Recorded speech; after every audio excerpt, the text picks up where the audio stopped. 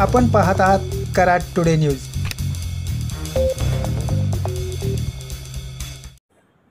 अवघ्या काही दिवसांवर आलेल्या गणेश उत्सवासाठी कराड शहरात सर्वत्र लगबग सुरू झाली आहे।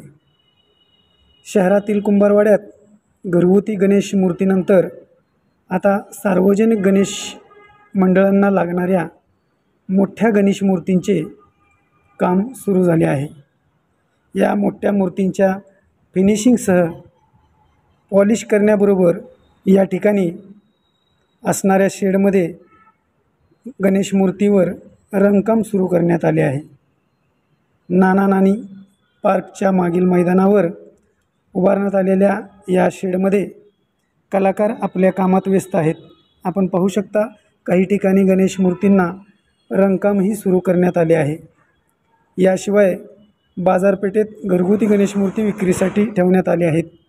आपण पाहू शकता मराठमोळ्या पारंपरिक वेशभूषेतील गणेश मूर्ती या लक्ष वेधून घेत आहेत। या गणेश मूर्तींसह शहरातील बाजारपेठेत गौरी मुखवटी ही ठिकठिकाणच्या दुकानात विक्रीसाठी उपलब्ध झाले आहेत। त्यामुळे या ठिकाणी महिला खरेदीसाठी गर्दी करू लागल्या आहेत।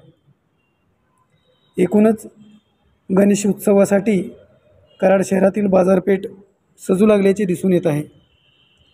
सजावटीचे साहित्य विक्री करणाऱ्या दुकानाबरोबरच रस्त्याकडेलाही सजावटीची दुकाने लागली आहेत।